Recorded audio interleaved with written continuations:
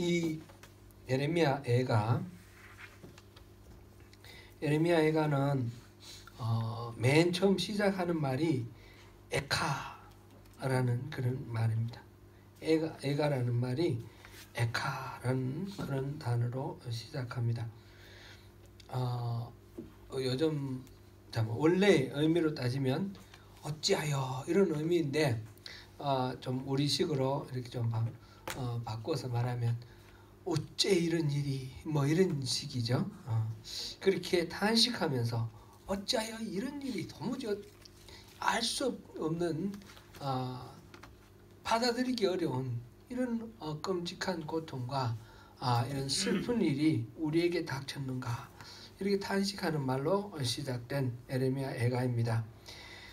이스라엘의 멸망과 예루살렘 성전의 파괴 그 처참한 결과에 대한 슬픔과 고통을 노래한 말하자면 장송곡 같은 그런 노래입니다.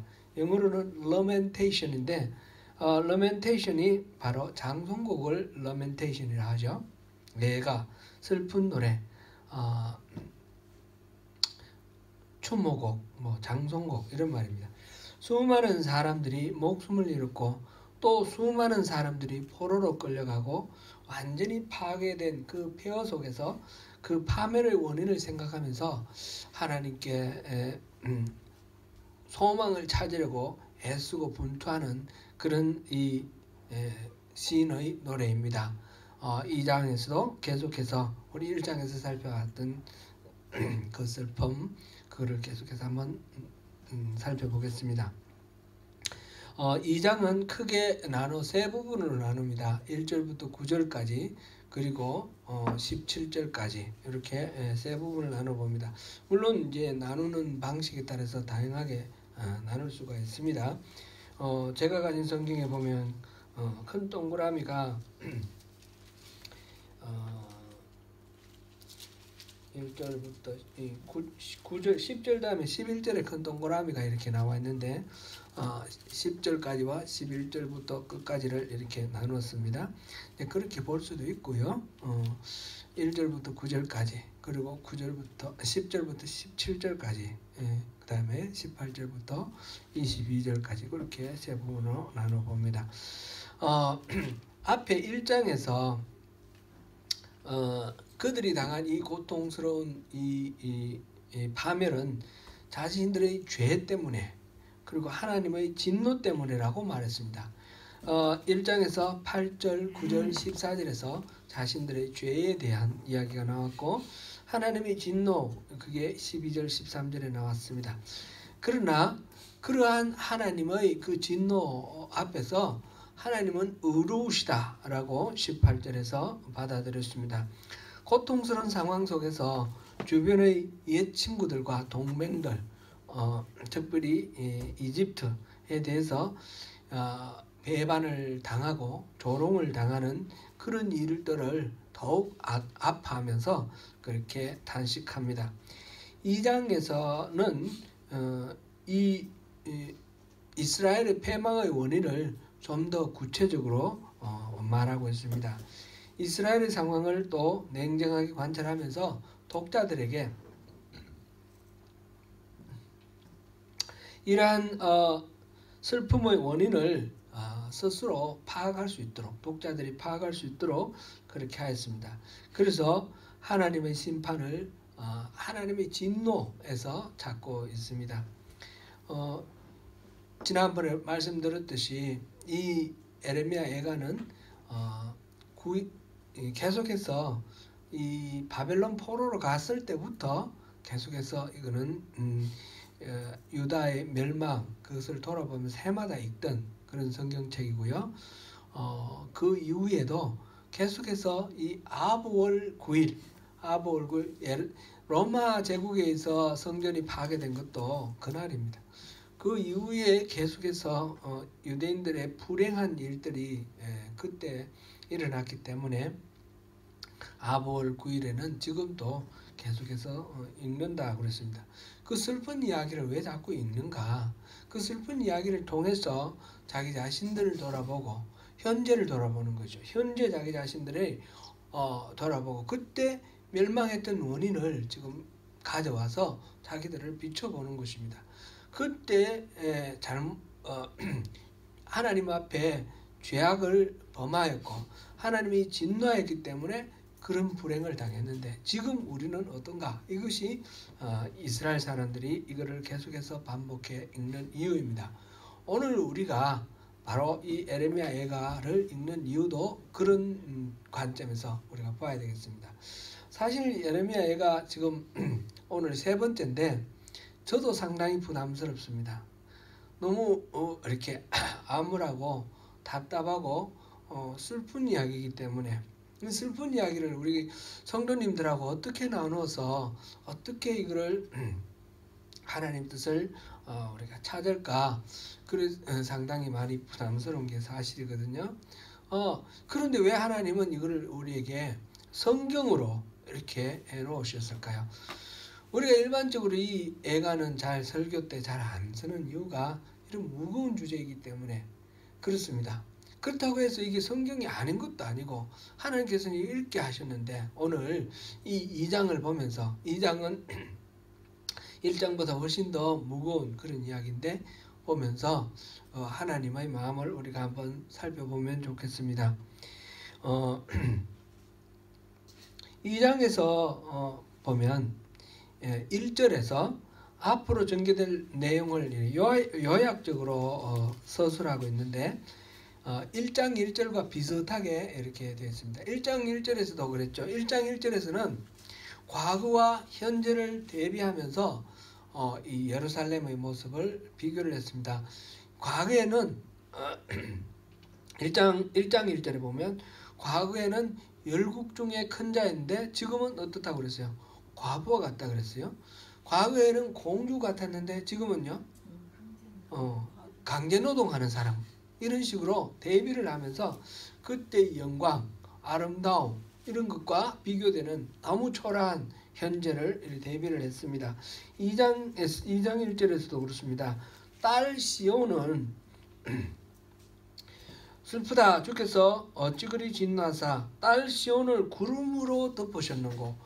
구름으로 덮어버리시니까 어둡고 캄캄한 그런 거죠.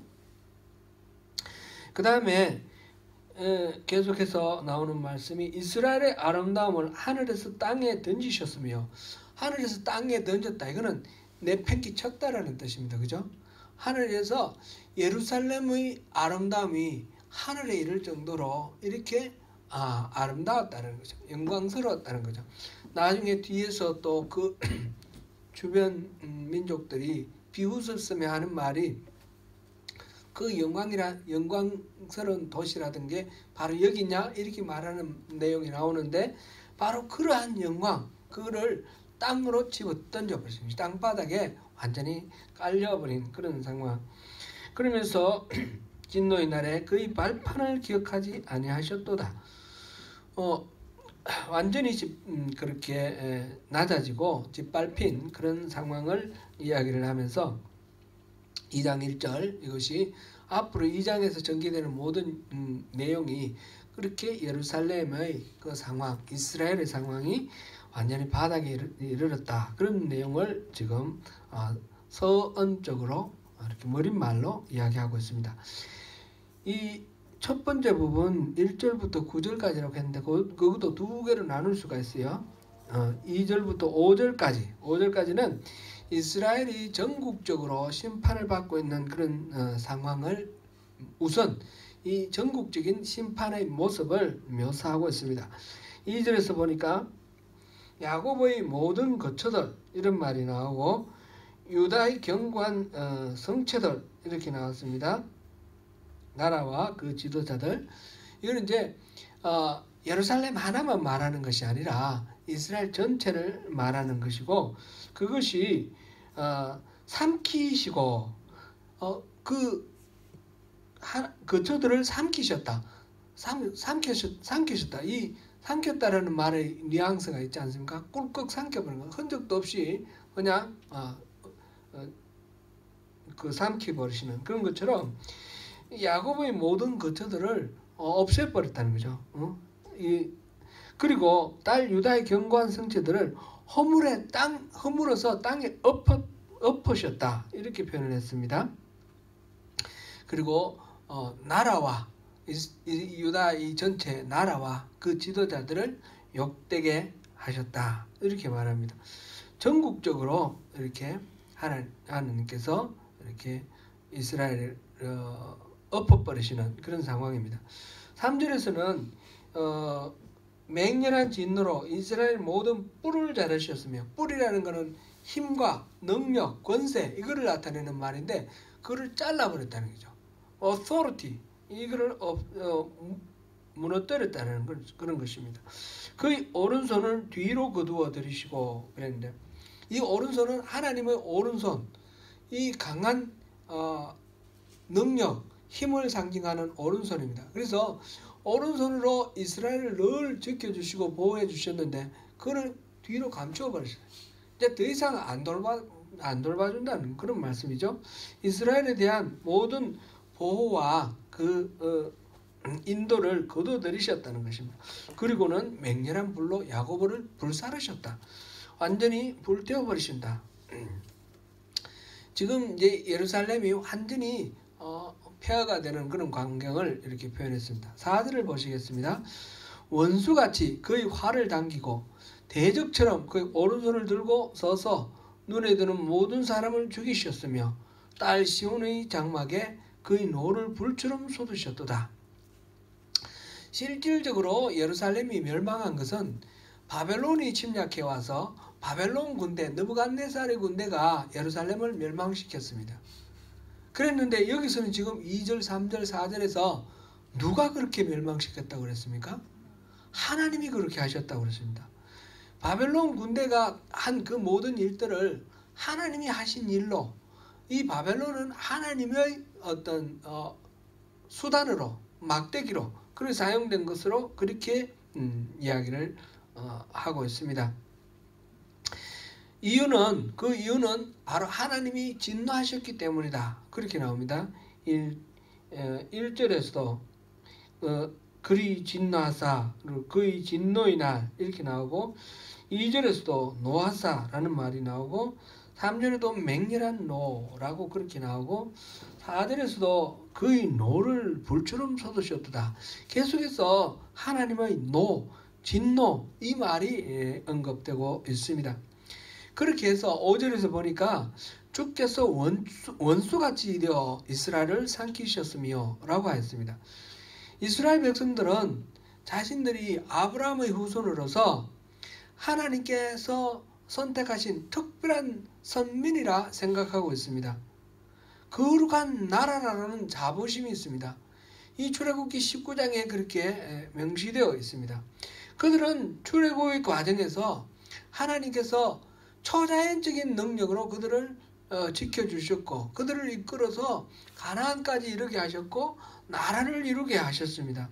가나안 땅에서도 하나님께서는 특별하신 은혜를 베풀어 주셔서 그곳에 먼저 있던 7부족을 물리치시고 다윗과 솔로몬의 그 영광스러운 나라를 이루도록 해주셨습니다.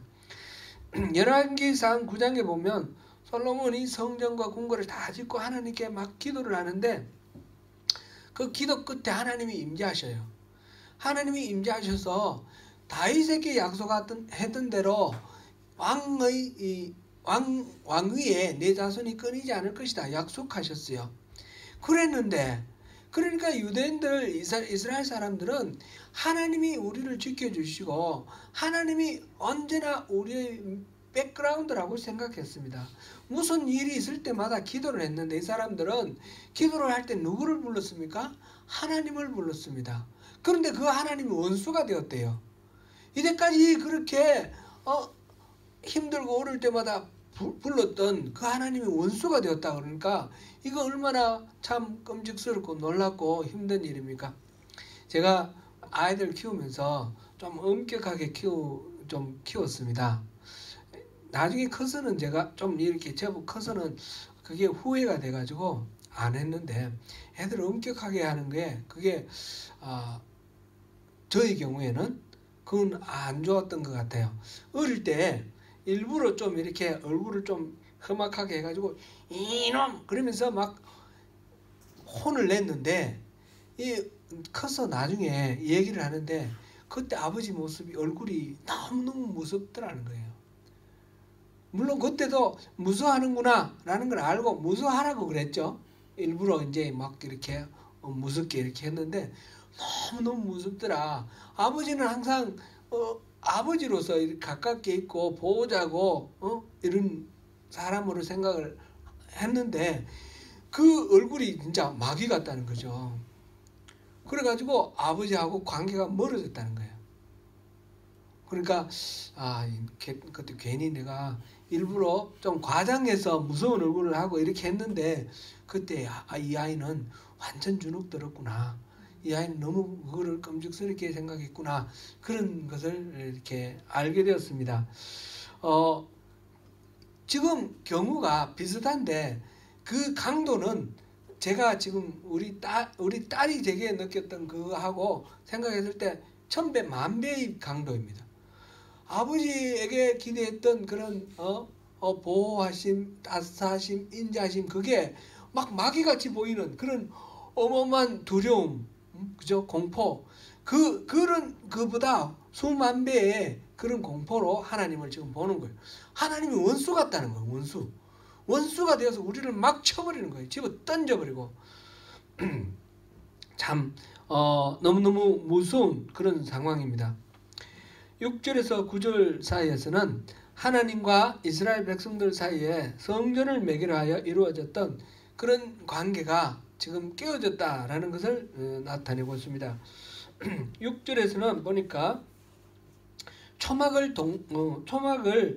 동산처럼 헐어버리시며, 이 초막은 성막을 말합니다.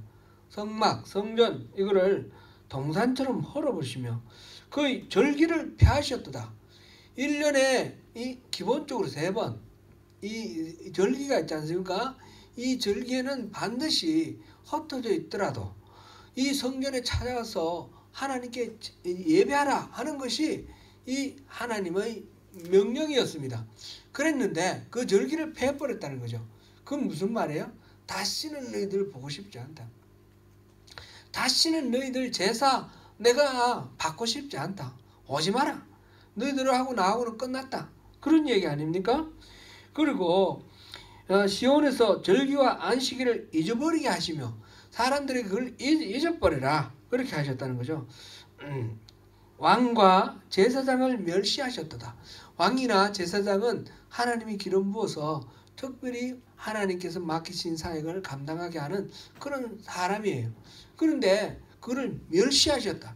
더 이상 내가 기름 부어준 그 역할을 할 거 없다. 너희들은 끝이다. 그런 관계의 단절을 선언하고 있습니다. 계속해서 7절에서도 하나님이 자기 제단을 버리시며 자기 성소를 미워하시며 같은 말이 계속해서 이렇게 점점 더 상태를 심각하게 그렇게 점층법으로 이렇게 말합니다. 그러면서 궁전의 성벽들을 원수의 손에 넘기셨으며 그들이 여호와의 전에서 떠들기를 절기의 날과 같이 하였도다. 원수들의 손에 성벽을 넘겼고 성전도 넘겼죠. 성전을 넘겼는데 그 성전에 그 원수들이 절기처럼 떠든다는 거죠. 거기서 페스티벌을 즐기고 있다는 거예요. 성전에서, 거룩한 성전에서 이스라엘 사람들이 하나님을 만나기 위해서 특별히 구별해놨던 그 성전에서 이 원수들이, 말하자면 오랑캐들이, 그 바벨론 그 이방인들이 그 자리에 와가지고 막 절기처럼 떠들고 있어요.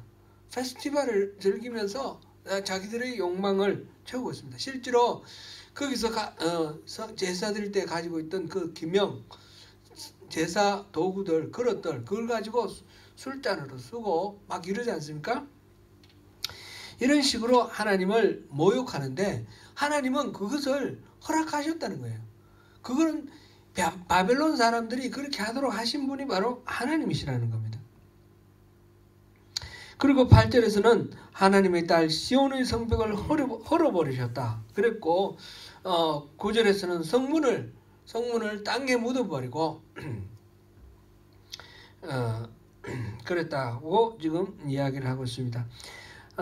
하나님과 인간 사이에 구원자이고 보호자이시던 하나님이 원수가 된 이 관계의 파멸은 바로 하나님과 인간 사이에 왜 제단을 무시하시고 이 성전을 저에게 줘버렸을까요?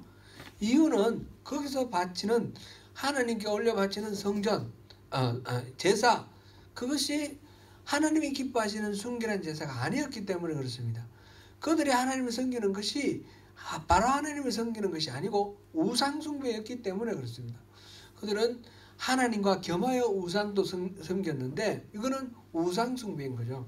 그런 것 때문에 하나님께서는 파탄으로 이렇게 몰아가셨습니다.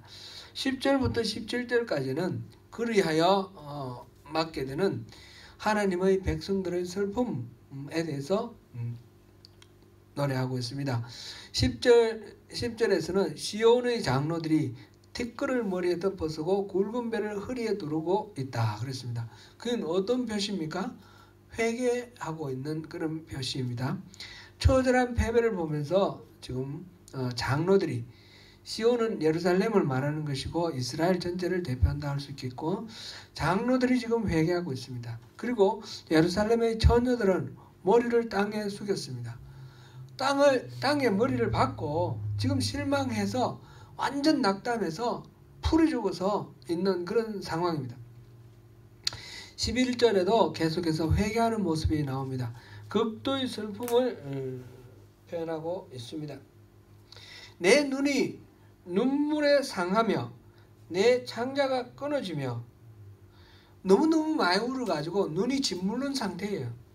창자가 끊어지며, 창자가 끊어진다. 너무 슬픔이 지극할 때, 그죠? 애간장이 녹는다, 창자가 단장의 슬픔, 이런 말을 하잖아요. 단장의 메아리, 뭐 이렇게 장이 끊어진다는 거죠. 그 다음에 간이 땅에 쏟아졌다. 간이 땅에 실제로 쏟아지는 건 아니겠죠? 장이 실제로 끊어지는 거 아닌 것처럼, 그런 간이 땅에 쏟아지는 것처럼 간장이 다 녹는 거예요. 그렇게 좀 슬픔이 극도로 이르는 것을 말합니다. 이는 딸, 내 백성이 패망하여 어린 자녀의 젖 먹는 아이들이 성읍 길거리에 기절함이로다. 왜 이렇게 애간장이 끓고 장이 끊어지는 것 같고 간이 쏟아지는 것 같으냐면, 이 어린 아이들이 지금 기절한다. 의식이 소멸되어 가는 거예요. 이 12절 보니까 그들이 성읍 길거리에서 상한 자처럼 기절하여 그의 어머니들의 품에서 혼이 떠날 때에, 지금 어린 아이들, 젖 먹던 아이들이 지금 죽어가는 그런 상황을 묘연하고 있어요. 먹을 것이 없어서 저 엄마의 젖이 안 나와서 지금 아기가 죽어가는 거예요. 기절을 해서 혼이 떠나가는 그런 상황에서 어머니들에게 이르기를 곡식과 포도주가 어디 있느냐. 이게 이제 양식이 어디 있느냐, 양식이 없다, 그거는 단식이죠. 이런 식으로 지금 이야기를 하고 노래를 하고 있습니다. 하나님의 심판을 경험하고 있는 이스라엘 백성들은 불평과 원망으로 가득 차기보다는 하나님의 역사하심을 깨닫고 자신의 죄를 발견하면서 회개하고 있는 모습입니다. 원망하고 불평하고 그래서 대드는 것이 아니라 지금 장로들로부터 지금 회개하고 있는 그런 장면입니다. 12절부터 17절은 계속해서 이스라엘이 당하고 있는 수치스러운 모습을 여러 가지로 표현하고 있습니다. 지금 아기들이 젖 먹는 아기들이 죽어가는 모습 11절 끝부분에서 12절까지 나왔고요. 13절도 그렇습니다. 무엇으로 증거할까? 무엇으로 비유할까? 내 딸 시온이여, 무엇으로 비교하여 너를 위로할까? 너의 파괴됨이 바다보다 크니. 이게 이제 이 파괴가 너무너무 끔찍하다는 것을 묘사할 방법이 없으니까 그것이 바다보다 크다, 이렇게 표현을 했습니다. 누가 너를 고쳐줄까? 고칠 사람도 없죠. 14절에서는 그렇게 된 사유 중에 하나로 선지자들이 헛되고 어리석은 묵시를 보았다라고 하였습니다. 선지자들은 하나님이 보여주시는 계시, 묵시, 그거를 백성들에게 선포하는 직분을 가진 사람입니다. 그런데 선지자들이 헛되고 어리석은 묵시를 보았다. 이거는 하나님의 뜻 아닌 가짜 묵시를 본 거예요. 선지자가 하나님의 계시를 잘못 전달하거나 받지도 않은 계시를 자의적으로 전달하는 것은 이스라엘 백성들을 멸망으로 이끈 그런 촉매 역할이 되었습니다. 오늘날도 하나님의 뜻이다, 하나님의 말씀이다 라고 하면서 하나님의 말씀을 전하는 것이 하나님의 뜻을 전하는 것이 아니라 자기의 생각, 자기의 주관을 그렇게 주장하는 그런 경우들이 너무너무 많이 있습니다.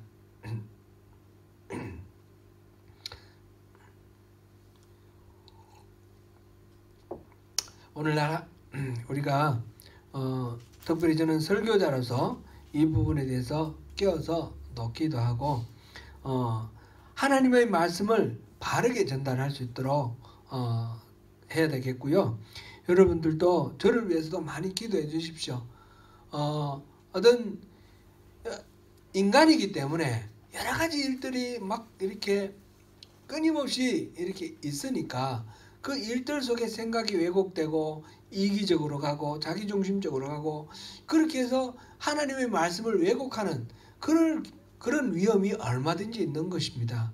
저에게도 그런 위험이 얼마든지 있는 것이니까 그 모든 상황과 환경을 뛰어넘어서 하나님의 말씀을 바르게 분별해서 바르게 전달할 수 있도록 여러분들이 또한 저를 위해서 기도해 주시고 여러분 자신들도 성경을 읽을 때나 설교를 들을 때나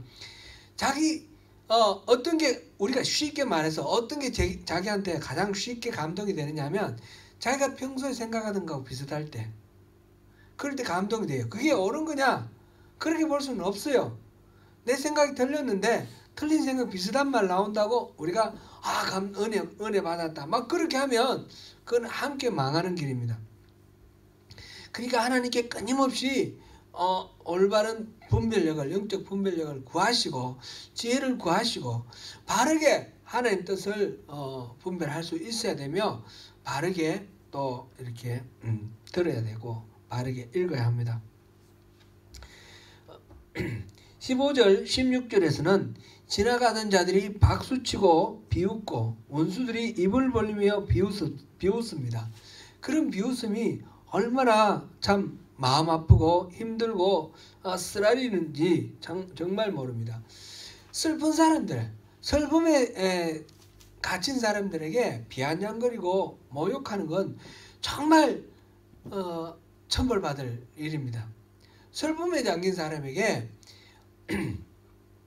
위로하고 격려하지는 못할 망정 이렇게 비웃고 비아냥거리는 그런 사례들을 우리가 현실 속에서 너무너무 많이 봅니다.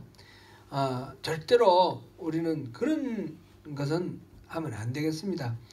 17절에서 하나님이 다 이 모든 일들을 다 결정하시고 행하신 일이다 이렇게 하였습니다.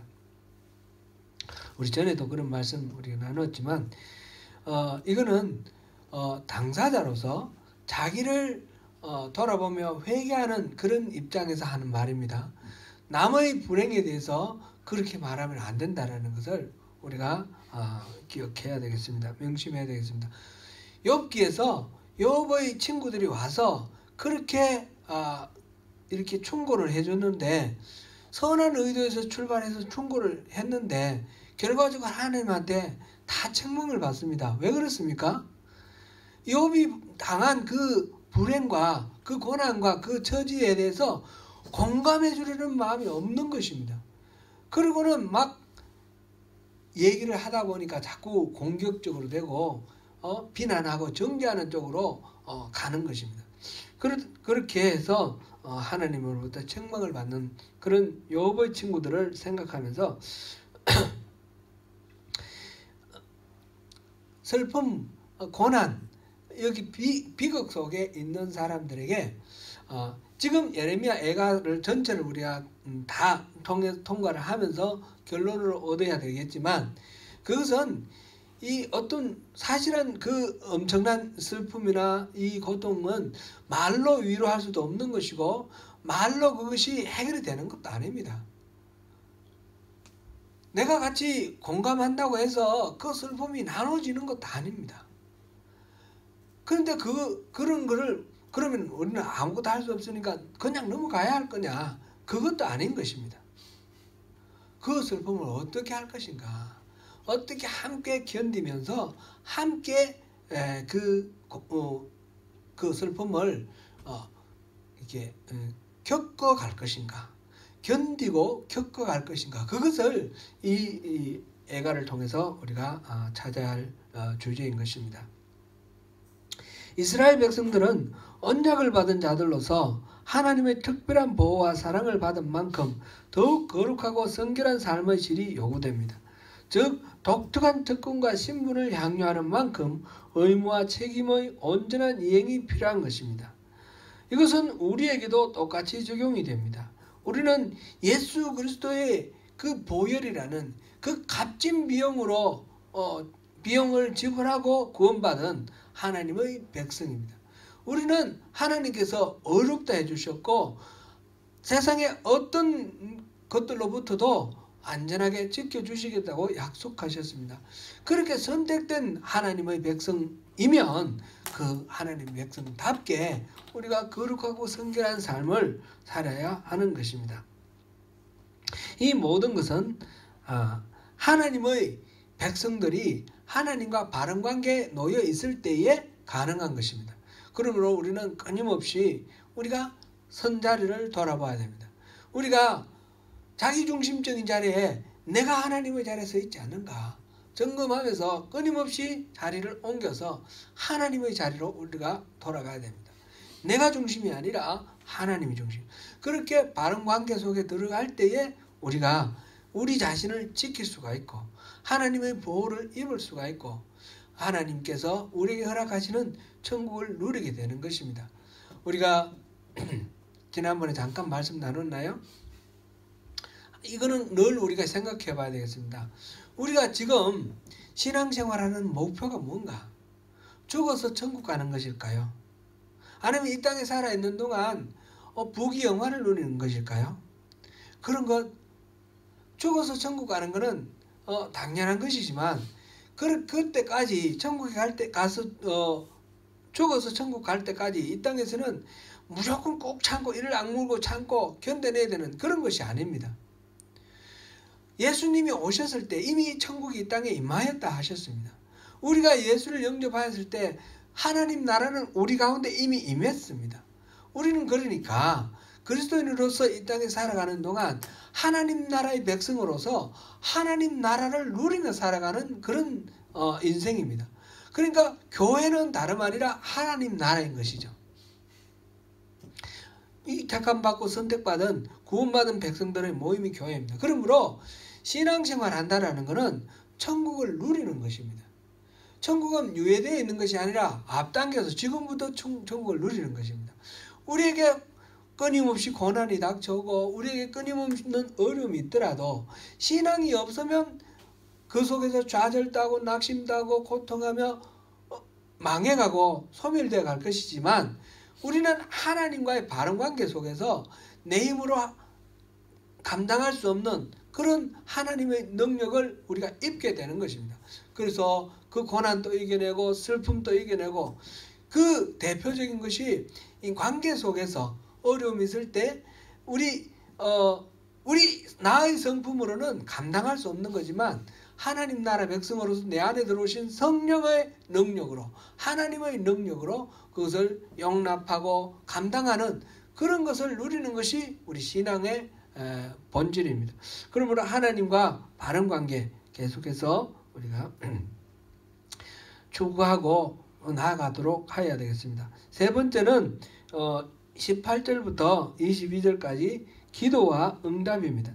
이스라엘의 수치스러운 상황은 이 예레미야 저자로 하여금 하나님께 간구하는 기도를 하도록 하는 요인이 되었습니다. 18절 19절은 이스라엘 백성들의 마음속에 하나님을 향한 기도가 터져나오기를 바라는 그런 저자의 마음을 그리고 있습니다. 18절에서 그들의 마음이 주를 향하여 부르짖기를 이렇게 하기를 바란다. 그런 말이죠. 그러면서 그들의 이 마음, 그들의 탄식, 부르짖음을 이렇게 표현했습니다. 딸 시온의 성배가 너는 밤낮으로 눈물을 강처럼 흘릴지어다. 스스로 쉬지 말고 내 눈동자를 쉬게 하지 말지어다. 딸 시온의 성벽이라는 말은 그 예루살렘 전체를 말하는 거죠. 그곳 살고 있는 사람 인구 전체를 말하는 건데, 그렇게 해서 모두 다가 그렇게 끊임없이 하나님 앞에 울고 부르짖으라는 것입니다. 초저녁에 일어나 부르짖을지어다. 사람이 이제 잠을 자면 저녁에 이제 잠을 자면 아침까지 자잖아요. 그런데 새벽 일찍 일어나서 부르짖으라가 아니고 초저녁에 일어나라는 거예요. 그럼 뭐예요? 잠잘 틈도 없이 그렇게 하나님께 부르짖으라, 그런 말씀입니다. 그렇게 하면서 예레미야는 자기의 부르짖음을, 기도를 20절부터 22절까지 기도합니다. 20절부터 22절까지 우리 같이 한번 천천히 다시 읽어보겠습니다. 여호와여 보시옵소서. 주께서 누구에게 이같이 행하셨는지요. 여인들이 어찌 자기 열매 곧 그들이 낳은 아이들을 먹어오며 제사장들과 선지자들이 어찌 주의 성소에서 죽임을 당하오리까. 늙은이와 젊은이가 다 길바닥에 엎드러져 싸우며 내 처녀들과 내 청년들이 칼에 쓰러졌나이다. 주께서 주의 진노의 날에 죽이시되 긍휼히 여기지 아니하시고 도륙하셨나이다. 주께서 내 두려운 일들을 사방에서 부르시기를 절기 때 무리를 부름같이 하셨나이다. 여호와께서 진노하시는 날에는 피하거나 남은 자가 없나이다. 내가 낳아 기르는 아이들을 내 원수가 다 멸하였나이다. 지금 이 비극적인 상황에 놓인 그것을 이렇게 표현을 했습니다. 예루살렘에서 지금 벌어진 이 사태 중에 가장 끔찍한 두 가지 참사가 있습니다. 그것은 사람을 잡아먹는 일을 하고 또 하나는 신성 모독하는 일입니다. 아이들을 이렇게 죽게 하고 먹을 것이 없어서 죽게 하고 또 그럼 죽는 것으로 끝나는 것이 아니라 보면 양식이 없어서 아이들을 잡아먹었어요. 이런 일, 아이들을 잔인하게 죽이거나 또는 이렇게 하는 일들, 이거는 인간에 대한 가치가 완전히 무시되었다는 거죠. 생명에 대한 가치가 완전히 그 가치를 잃어버렸다는 그런 표시입니다. 지금 또 제사장이 죽고 하나님이 주의 성소에서 죽임을 당하는 것, 이거는 하나님에 대한 제사, 이것 자체가 이제 더 이상 의미가 없는 것으로 하나님과의 관계의 단절을 전가하는 것입니다. 인간의 육신과 정신에 그리고 나라와 민족에 일어날 수 있는 최악의 참사가 바로 거기에서 일어났습니다. 고통의 극한입니다. 지금 늙은이와 젊은이가 쓰러졌고 처녀들과 청년이 쓰러졌습니다. 하나님께서 진노하셔서 긍휼히 여기지 아니하시고 도륙하셨다 그랬습니다. 무참하게 살육하셨습니다. 주께서 내 두려운 일들을 사방에서 부르시기를 절기 때 무리를 부름같이 하셨대. 절기가 되면 사방에 있는 사람들이 쏙 몰려옵니다. 이 예루살렘이라는 작은 도시에 막 100만 명이 몰렸다고 그랬어요. 그때 멀리 있던 사람들이 막 몰려왔어요. 이거는 누가 오라 해서 온 것도 아니고 그냥 모르는 사이에 쏙 몰려오는 겁니다. 음식 설탕 뭐 이런 거 떨어 놓으니까 우리 부엌에 보니까 개미들이 막 몰려오던데요. 이거 어디서 몰려오는지도 모르게 막 몰려와요. 지금 나쁜 일들이 계속 일어나는 것을 절기에 사람들이 몰려오는 것으로 비유를 했어요. 저는 이 나쁜 일들이 몰려오는 것을 바닷가의 파도로 이렇게 자꾸 머릿속에 이렇게 이미지화되어 있습니다. 바닷가에서 파도를 보면 하나 오고 두 오고 그거 끝나는 게 아니에요. 그죠? 계속 밀려와요. 조금만 오면 그만인가? 아닙니다. 계속해서 밀려옵니다. 우리 인생에서도 그런 거 아닙니까? 파도가 한 가지만 밀려오고 이 고비 넘기면 이제 괜찮아지겠지. 그런 거 없습니다. 인생에서는. 그렇죠? 고비는 끊임없이 옵니다. 끊임없이. 이번에 이 고비 한번 넘겨봐라. 그러면 괜찮아질 거다. 그랬는데 또 몰려옵니다. 또 새로운 고비가 또 다가옵니다. 이런 식으로 끊임없이 몰려오는 것을 지금 묘사하고 있습니다. 하나님의 진노는 너무 슬프고 끔찍스럽고 무섭습니다. 그러나 지금 이 에레미야 이 저자는 이것을 달게 받아들이고 있습니다. 그러면서 그것을 이 끔찍스러운 거, 이 모든 불행이 하나님의 진노에서 비롯되었습니다. 이렇게 말하는 것 자체가 여기에서 지금 3장에 가서 또 나오겠지만 여기에서 하나님에 대한 소망을 품고 있기 때문에 이렇게 말하는 것입니다. 우리가 하나님의 진노를 생각할 때는 하나님 화가 나고 마치 우리가 화가 났을 때 막 화를 부리고 결기를 부리고 신경질을 부리는 것처럼 그렇게 하나님을 생각하는데 하나님은 그렇게 부리는 것이 아닙니다. 하나님이 진노하시고 분노하셨다는 것은 우리가 진노하고 분노하는 것하고 차원이 다른 겁니다. 되돌릴 수 없는 그런 절망을 불러일으키는 것이 아니고 지금 보면 그런 것 같이 보여요. 그죠? 예루살렘이 완전히 멸망해버리고 다시는 되돌릴 수 없는 것 같아요. 그러나 결코 하나님의 마음은 우리의 그 심판으로 끝나는 것이 아니라는 것이죠. 예레미야서 29장 11절에서 13절 우리 한번 읽어보겠습니다. 앞에가 예레미야 아닙니까? 예레미야 29장 한번 찾아보겠습니다. 11절에서 13절까지 같이 읽어봅니다. 시작. 여호와의 말씀이니라. 너희를 향한 나의 생각을 내가 아나니 평안이요 재앙이 아니니라. 너희에게 미래와 희망을 주는 것이니라. 너희가 내게 부르짖으며 내게 와서 기도하면 내가 너희들의 기도를 들을 것이요 너희가 온 마음으로 나를 구하면 나를 찾을 것이요 나를 만나리라. 예루살렘이 완전히 폐하가 되고 그때 포로로 잡혀서 쇠사슬을 발목에 메고 그렇게 끌려간 포로들에게 예레미야가 편지를 써서 보낸 내용입니다. 970km나 된다고 합니다. 그리고 그곳은 우리가 지금 알다시피 사우디아라비아 그리고 이라크 그 지역이 사막입니다. 사막은 아니더라도 완전히 풀 한 폭이 없는 광야입니다. 그런 사막길 광야길을 갈증과 굶주림, 더위와 추위에 허덕이며 끌려간 그 포로들에게 보내신 하나님의 말씀이 이 말씀입니다. 너희를 향한 내 마음은 재앙이 아니다. 평안이다.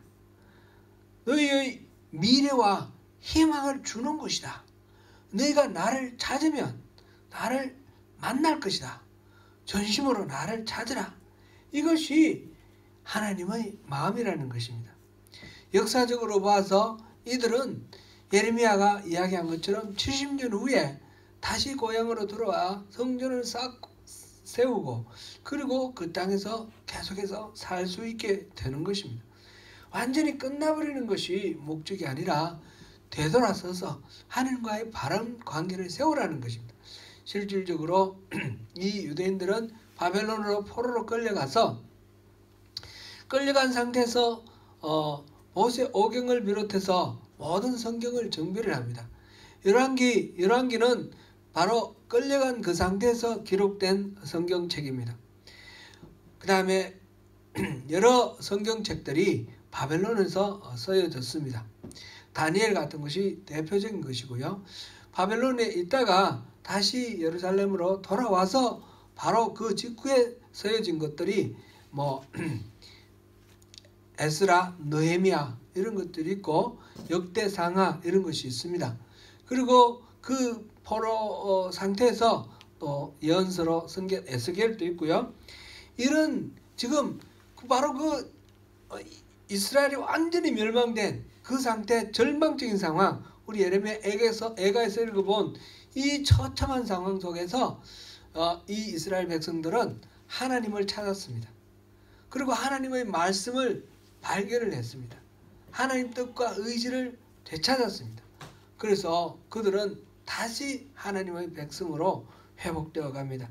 사랑하는 성도 여러분, 오늘도 우리가 처한 상황을 진솔하게 고백하고 하나님의 은혜와 긍휼을 구하며 하나님께로 나아갈 때 진실한 기도로 마침내 하나님 능력으로 승리하시는 저와 여러분 되시기를 축원합니다.